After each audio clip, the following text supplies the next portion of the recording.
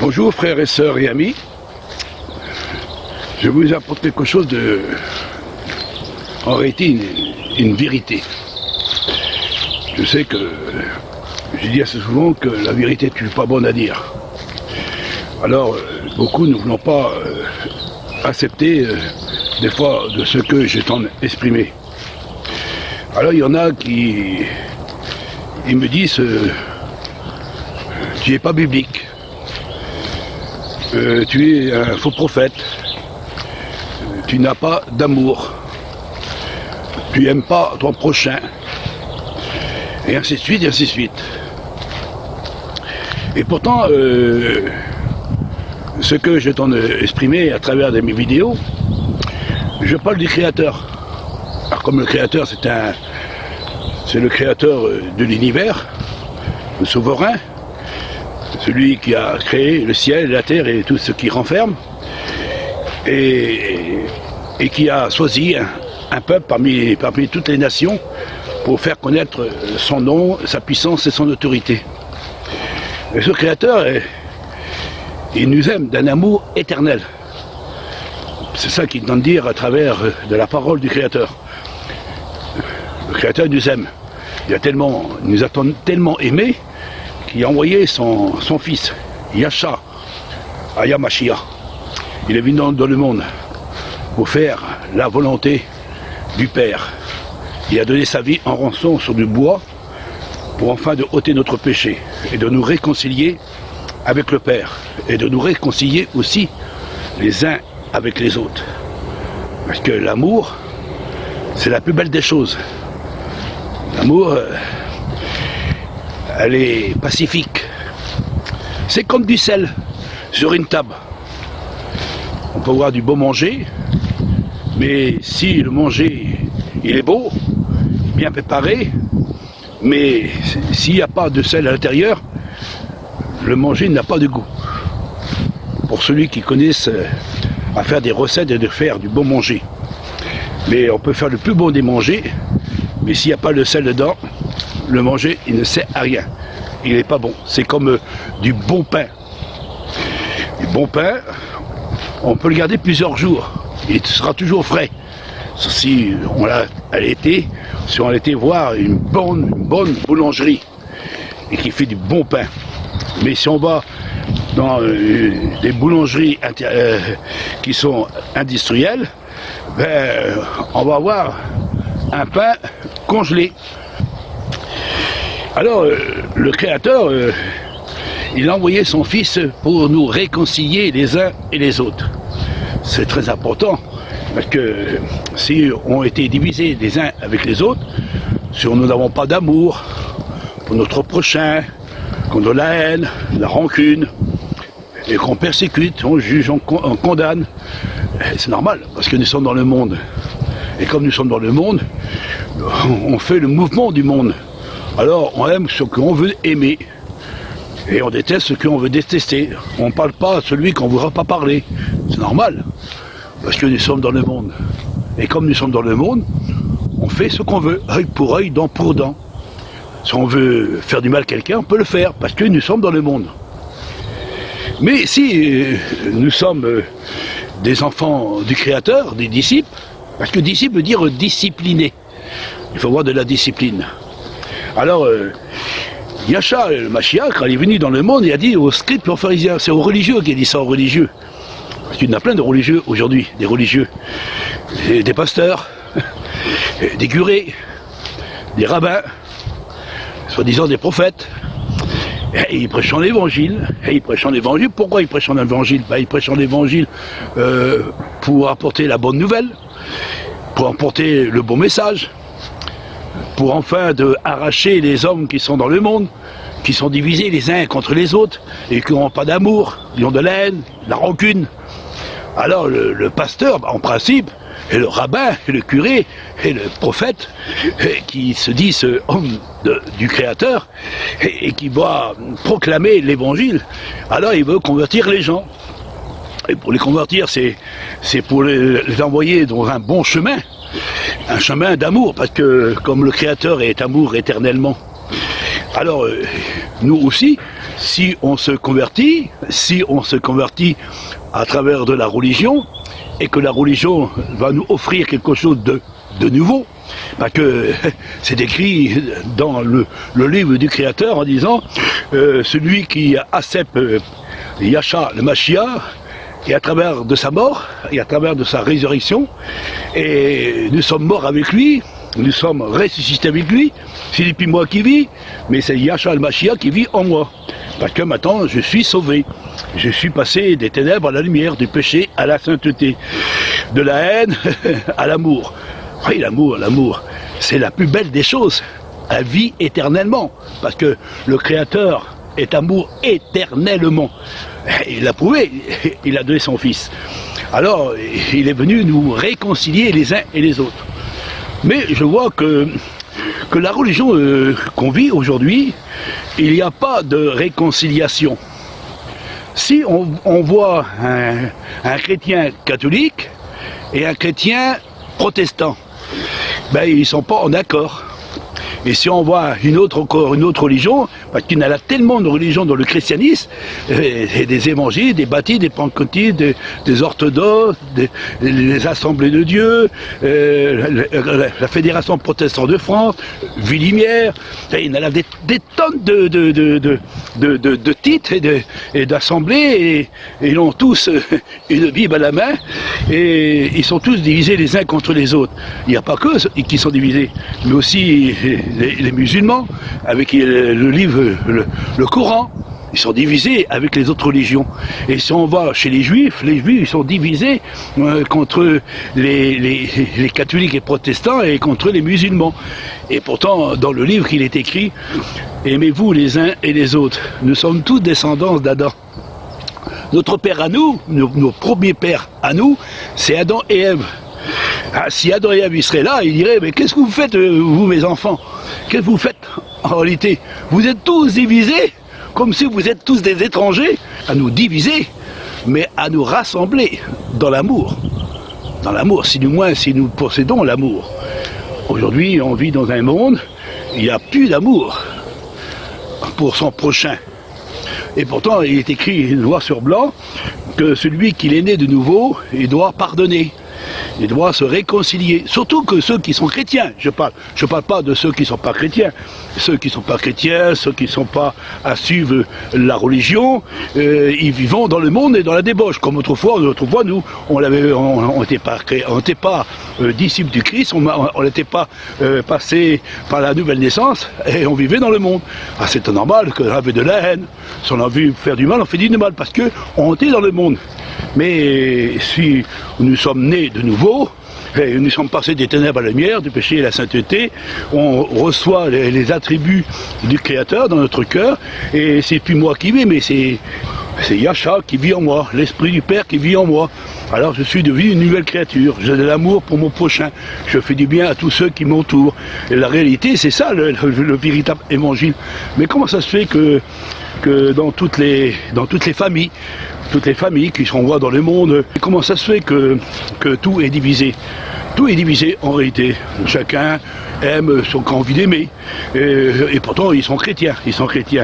Alors, un chrétien qui passe sur un autre chrétien, il dit bien à un autre chrétien, un serviteur qui dit bien à un autre chrétien, et un serviteur, il dit qu'il tente de prêcher l'amour, mais il tente de prêcher non l'amour, il tente de prêcher la division. Yahshua n'est pas venu pour construire une église ou un monument.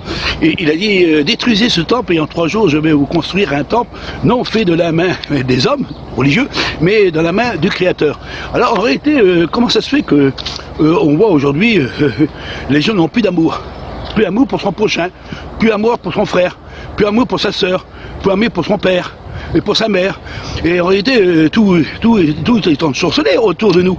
Allez, dit, et c'est écrit noir sur blanc dans le livre du Créateur, dans les derniers temps, le plus grand nombre va se refroidir. Et ils auront en réalité de la haine, de la rancune. Ils persécuteront même leurs propres frères et leurs propres sœurs, et même leur propre mère et leur propre père.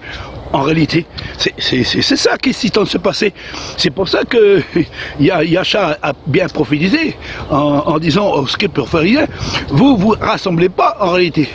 Vous êtes une religion en réalité une religion dans le monde qui tente de diviser toutes les familles. C'est ça qu'on voit aujourd'hui.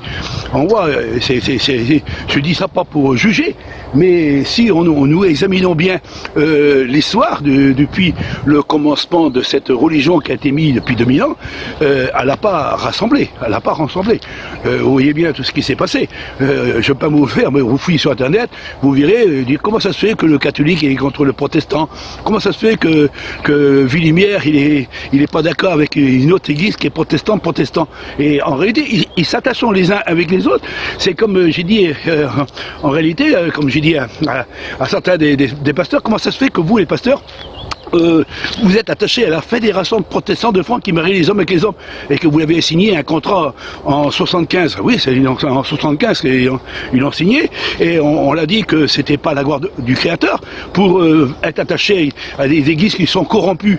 Oui, c'est comme Sodome et Gomorrhe. Sodome et Gomorrhe a été détruit avec la religion qui était corrompue. Alors j'ai dit c'était pas normal. Alors on les persécutait parce qu'on dit des vérités. Mais les vérités, il faut bien les proclamer. Mais la vérité, c'est quoi la vérité? C'est un bon pain, justement. Un bon pain, on le sent de loin. Et une bonne nourriture.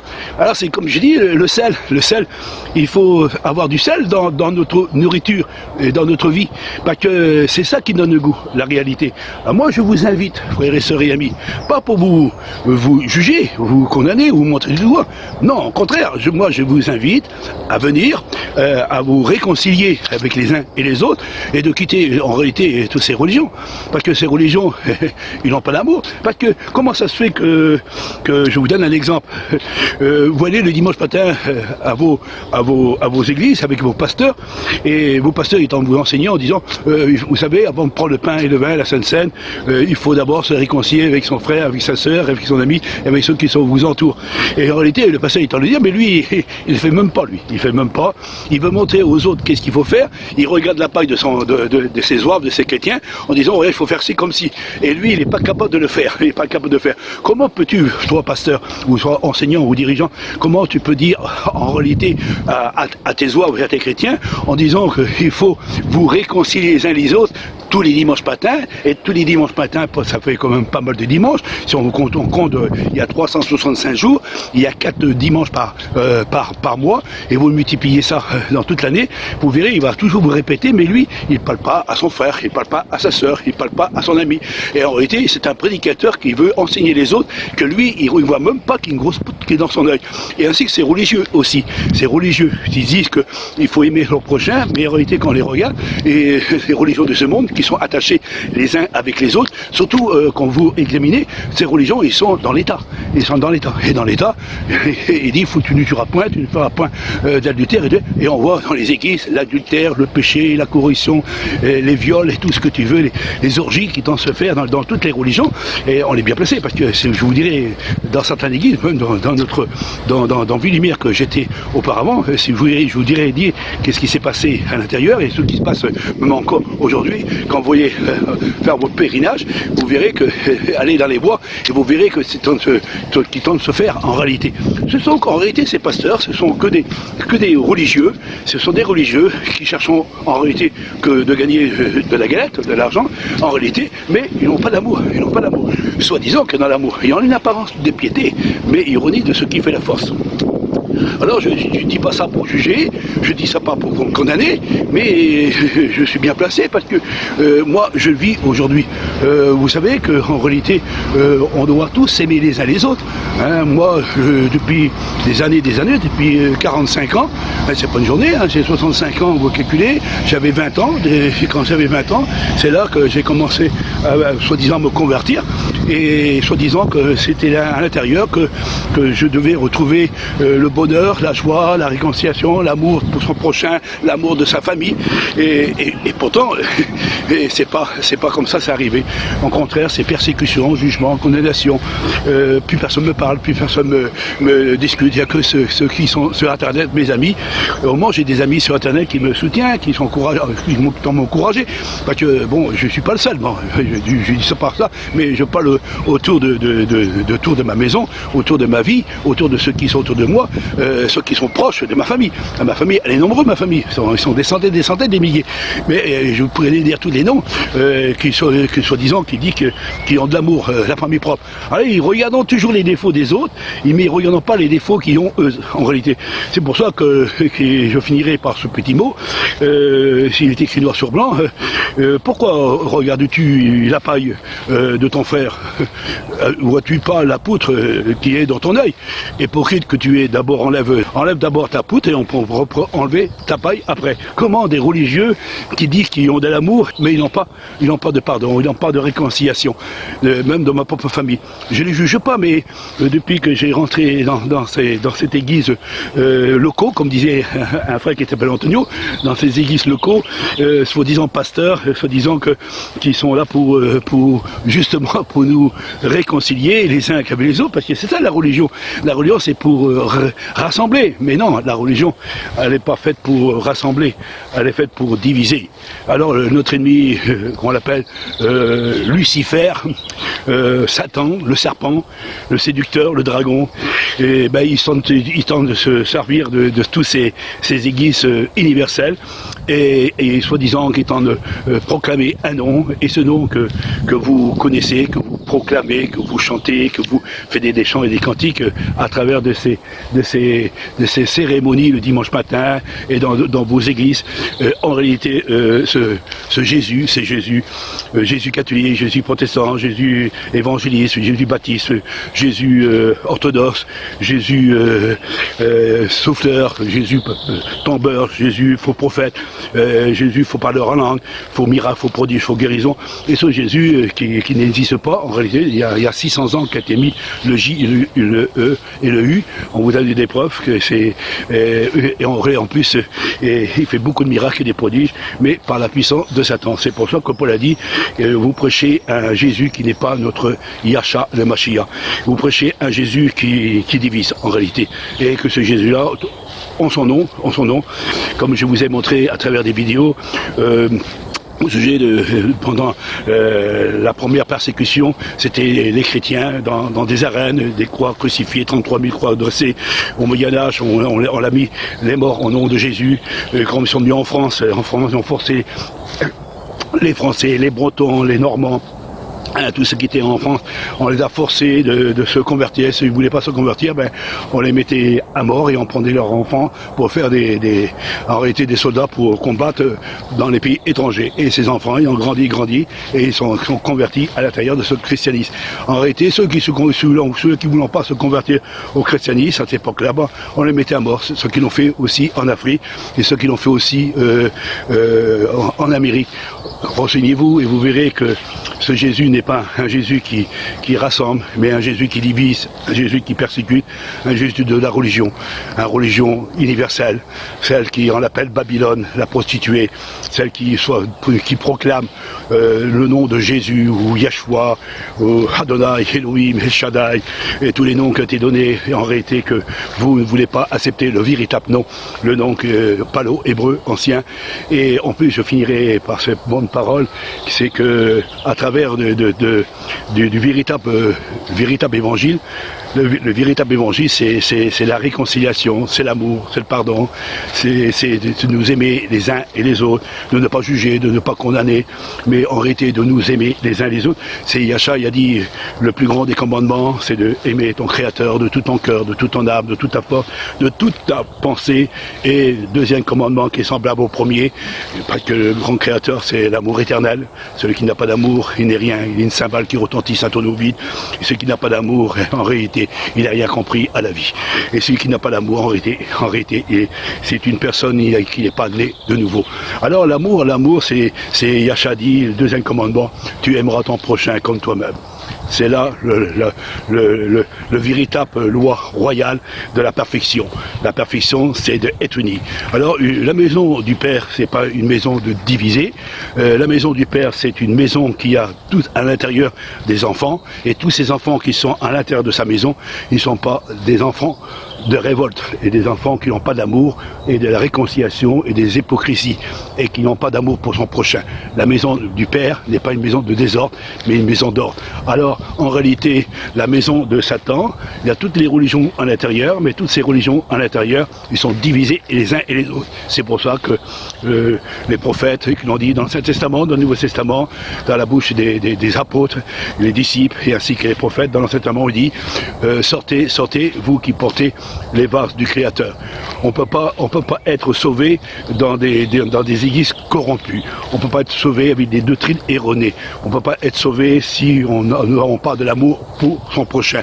Et en réalité, la perfection de la perfection, c'est celui qui est venu pour nous la donner. Mais malheureusement, vous pouvez faire suivre des religieux, des serviteurs qui divisent, des pasteurs qui divisent, des curés qui divisent, des faux rabbins qui ont proclamé du mensonge. En réalité, on vous a donné beaucoup de preuves.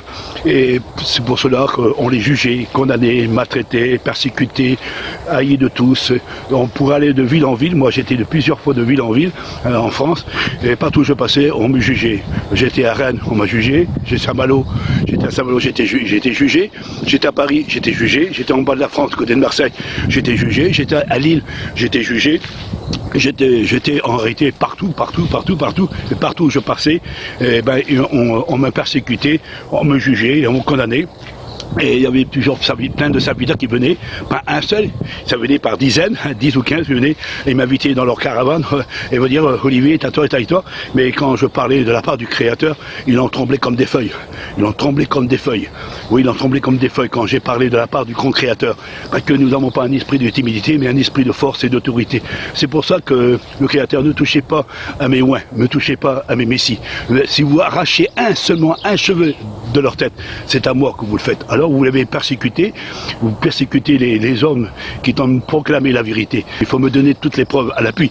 Et si je dis que je prêche un faux évangile, il faut me donner toutes les preuves à l'appui. Mais malheureusement, c'est moi que je tente de vous enseigner et vous n'avez pas accepté cette vérité, parce que cette vérité que je tente de vous proclamer, elle devient une démangeaison à votre cœur. Alors vous ne pouvez plus supporter le véritable évangile. Elle devient une démangeaison. C'est pour ça que Paul a bien dit, quand on parlera de vérité, ils chercheront à faire la guerre, ils nous persécutent. Alors Paul est tellement qu'il l'a dit, on l'a mis en prison. Il s'est même caché à une corbeille parce que tellement qu'il était persécuté par ces religieux. Et à la fin du compte, ils l'ont coupé la tête. Et ainsi que Pierre, et ainsi que Jacques, et ainsi que tous les apôtres, et ainsi que tous ceux qui envoient dans le monde entier. Alors en réalité, nous proclamons cette grande vérité, cette vérité qui a été cachée depuis 2000 ans par ce faux Jésus, ce Jésus qui n'est pas arrêté à la gloire du Créateur. C'est un nom qui a été inventé du 6e siècle. On vous a donné des preuves, mais Yahshua le Mashiach, celui qui est venu dans le monde, c'est son vrai nom hébreu. Alors nous sommes dans l'hébreu, le peuple du Créateur, ce sont des Hébreux, des véritables enfants du Créateur, d'Abraham, d'Isaac et de Jacob, mais le véritable évangile n'est pas en réalité dans le grec et dans le latin, dans la latine, et ainsi que soi-disant ces juifs, soi-disant qui sont en accord en disant qu'ils tenant la vérité, ces rabbins, et en réalité eux aussi, ils ont l'étoile de Bala, l'étoile de Maloch, et cette étoile de Maloch, c'est l'étoile qu'on voit ce que je vous ai montré à travers les vidéos. Toutes les vidéos que je vous ai apportées, en réalité, c'est pas pour juger, mais c'est pour une grande vérité. Alors frères et sœurs et amis et ma famille, ne cherchez pas à me juger, au contraire, cherchez à écouter simplement des petites paroles que je vous dis. C'était pas pour vous montrer de la haine, mais c'est de l'amour que je vais vous apporter.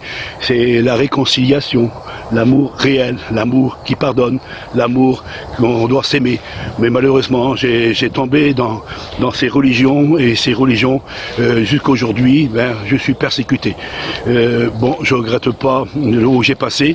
C'est un pèlerinage, comme dit, un chemin que peut-être difficile pour moi, il est peut-être étroit, mais bon, j'ai pas d'amour dans le monde, j'ai pas d'amour autour de moi, mais il y a une chose qui m'encourage dans le fond de mon cœur, dans le fond de mon âme, parce que j'ai des amis, plein d'amis, beaucoup de frères, beaucoup de sœurs. En réalité, ce sont ceux qui sont déjà auprès du grand Créateur. Ceux-là, ce sont mes amis, mes vrais frères et sœurs, en réalité, qui sont dans la maison du Père. Et ceux qui sont sur la terre, mes amis aussi, qui sont sur Internet, qui sont amis avec moi. Je vous souhaite, frères et sœurs et amis, vous qui vous êtes avec moi, que le grand Créateur souverain, le Père éternel, Abba Père, soupirons avec un esprit de réalité, de sincérité, de nous aimer les uns et les autres, et que le grand Créateur puisse vous bénir en abondance dans cette grande vérité que nous proclamons et que nous sommes persécutés à cause de cette grande vérité.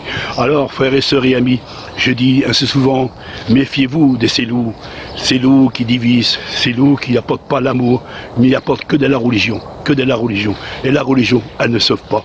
La religion, elle tue. La religion, elle divise. La religion apporte de la haine. La religion a fait la guerre. On le voit tout ce que s'est passé depuis 2000 ans. La religion n'a pas arrêté. Qu'ils soient catholiques, qu'ils soient protestants, qu'ils soient juifs. Ces juifs en Israël, ils ont tous créé des bombes atomiques. Ils ont tous créé des armes pour se tuer, pour tuer les uns et les autres. Et l'amour, quand Moïse, qu'il est parti, et je finirai par ce mot, Moïse, il n'a pas été avec un fusil, une mitraillette, il n'a pas celui avec une bombe atomique, il a été chez le pharaon, avec un bâton. Simplement un bâton. Aujourd'hui, nous, on n'a pas de bâton. On n'a pas d'arme. La seule arme que nous avons, elle est là, au fond de notre bouche. Et ça, vous ne pouvez pas l'arrêter. C'est le plus grand arme qu'il peut avoir. C'est le souffle de celui qui parle de la part du grand Créateur. Alors méfiez-vous. Méfiez-vous et faites attention quand vous persécutez quelqu'un.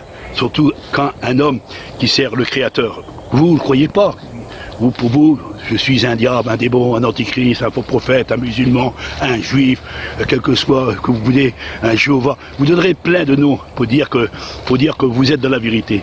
Mais en réalité, vous êtes déjà dans la marmite. Hein, vous êtes déjà dans la marmite, vous êtes déjà dans le goût de la marmite, et en réalité, vous n'avez même pas de sel. Tout est fat à l'intérieur. Et vous dites que vous êtes dans la vérité, et en réalité, vous êtes en réalité toutes les religions universelles. Ils prêcheront un faux évangile, un faux Jésus, un faux nom.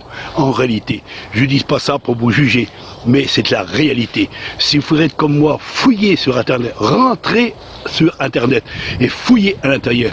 Moi, j'ai trouvé. Si moi, j'ai trouvé, vous aussi, vous pouvez trouver. Alors, bon entendant, que le grand Créateur puisse vous bénir, frères et sœurs et amis, et surtout méfiez-vous des loups ravisseurs.